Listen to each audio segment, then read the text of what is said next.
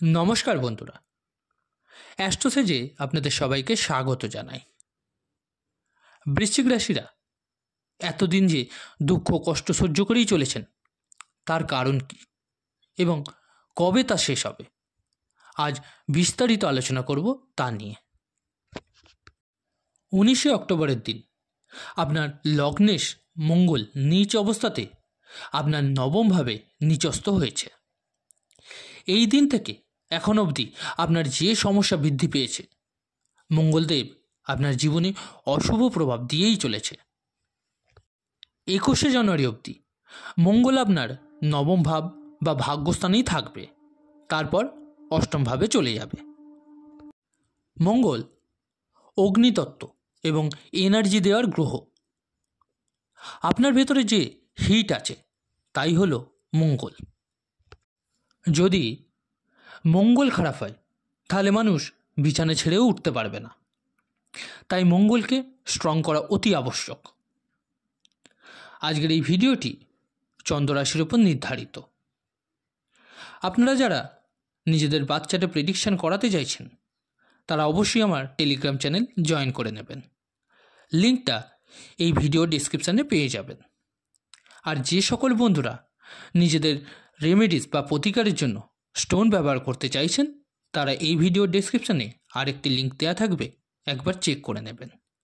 নেওয়া না নেওয়াটা সম্পূর্ণ আপনার উপর, কিন্তু আমি কী ধরনের জিনিস ব্যবহার করতে বলছি সেটা ওখানে গেলে আপনি বুঝতে পারবেন।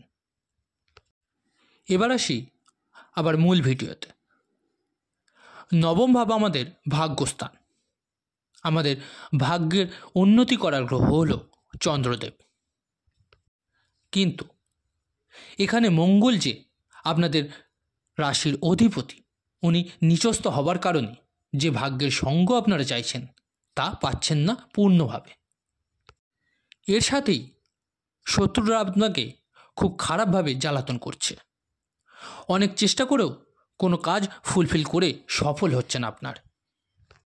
ছোট থেকে ছোট কাজ আপনাকে অনেক পরিশ্রমের সহিত করতে হচ্ছে। নবম ভাবকে ধর্মকর্ম আর শুভতার স্থান ধরা হয়, যার কারণে আপনি ভাগ্যের সহযোগিতা পাচ্ছেন না, আর ধর্মকর্মের দিকেও আপনার মন লাগছে না। ট্রাভেলিং যা করছেন তাতেও আপনি সুখ পাচ্ছেন না। কিছু না কিছু সমস্যা ফেস করতে হচ্ছে, সে ছোট হোক বা বড় হোক, যে রকম যাত্রাই আপনি করুন না কেন সেখানেই আপনি সুখ পাচ্ছেন না। এক জায়গাতে আপনার মন স্থির হবে না। আপনি যদি ধার্মিক স্থানে যাত্রা করতে চাইছেন তাও সফল হচ্ছে না, এরকম কিন্তু দেখা যাচ্ছে। হেলথ ইস্যু মানে শরীরের দিক থেকেও আপনাকে কষ্ট ভোগ করতে হচ্ছে। মঙ্গল ব্যয়ভাবকে দৃষ্টি দিচ্ছে আপনার দ্বাদশভাবে নিজ ঘরে বসে। তো এক তো নিচস্থ ঘরে অবস্থান করছে, প্লাস ব্যয়ভাবকে দৃষ্টি দিচ্ছে। ফলে যারা বিদেশে আছে তারা কিন্তু ভালো ফল বা লাভ পাচ্ছেন দেখতে। তবে যারা স্বদেশে আছেন, নিজেরই দেশের অন্তর্গত আছেন, তারা অনাবশ্যক খরচা মানে সেভিংস কম হচ্ছে আর ব্যয় বেশি হচ্ছে, এরকম দেখা যাচ্ছে। এর সাথে পা রিলেটেড কোনো প্রবলেম দেখতে পাচ্ছেন, বা ধোঁকা হওয়া আপনার সাথে লোকেদের দ্বারা এরকম কিন্তু দেখতে পাচ্ছেন। কোনো না কোনো ফ্রড কেস এতদিন আপনার সাথে অবশ্যই হয়েছে। মঙ্গল এর সাথে আপনার তৃতীয়ভাবে দৃষ্টি দিচ্ছে, ফলে আপনার সাহস আর পরাক্রম তো বেড়ে রয়েছে, কিন্তু ভাই বোনের সাথে ঝগড়া অশান্তি হবে, আর তাদের থেকে কোনো প্রকার সাপোর্ট পাচ্ছেন না এতদিনে। এছাড়া আপনার কনফিডেন্স আপনি হারাচ্ছেন না এত কিছু সত্ত্বেও, কারণ মঙ্গল আপনার উচ্চ ঘরকে দৃষ্টি দিচ্ছে। কিন্তু আপনার ফেস বা স্কিন রিলেটেড কোনো সমস্যা এখন হচ্ছে দেখা যাবে। এর সাথে চতুর্থ ভাবকেও মঙ্গল দৃষ্টি দেবে, ফলে মায়ের স্বাস্থ্য, আপনার মায়ের হেলথ খারাপ হবে। মায়ের তরফ থেকে কোনো প্রকার সাপোর্ট থেকে আপনি বঞ্চিত হচ্ছেন। বন্ধুবান্ধবদের মধ্যে আপনার পয়সা কোনো না কোনোভাবে ফেঁসে গেছে বা কেউ ধোঁকা দিয়েছে আপনাকে।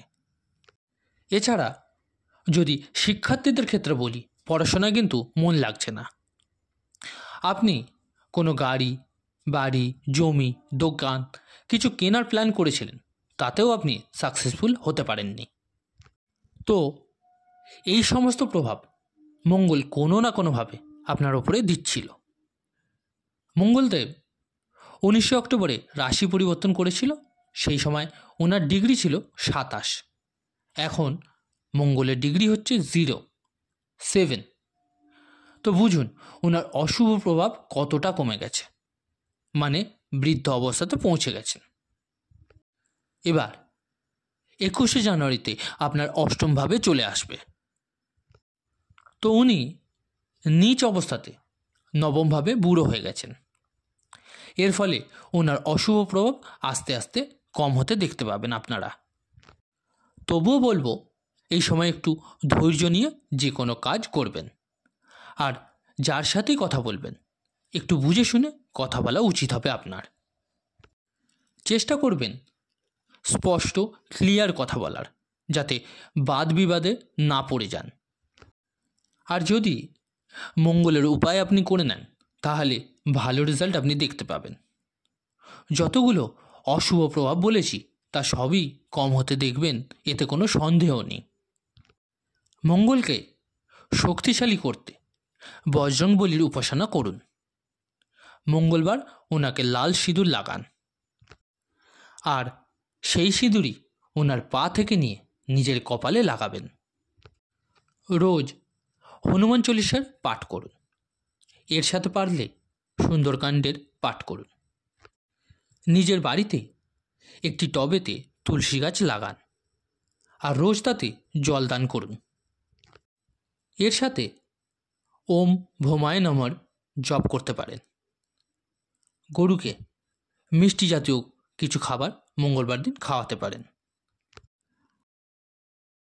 বন্ধুরা, আমার চেষ্টা থেকে আমার এই ভিডিওর দ্বারা আপনারা যাতে সচেতন হতে পারেন, আগামীতে কোনো যাতে প্রবলেম আপনাদের পড়তে না হয়। আমার এই প্রচেষ্টার মাধ্যমে যাতে আপনারা সুস্থ থাকেন, ভালো থাকেন এবং উন্নতি করতে পারেন। আমার এই প্রচেষ্টার মাধ্যমে যদি আপনাদের ভালো করতে পারি বা উপকারে আসতে পারি তো পাশে থাকবেন।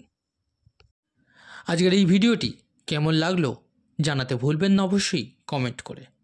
ভালো লাগলে লাইক ও শেয়ার করতে ভুলবেন না। আর যে সকল বন্ধুরা নতুন শুনছেন তারা চ্যানেলটিকে অবশ্যই সাবস্ক্রাইব করে নেবেন। ধন্যবাদ।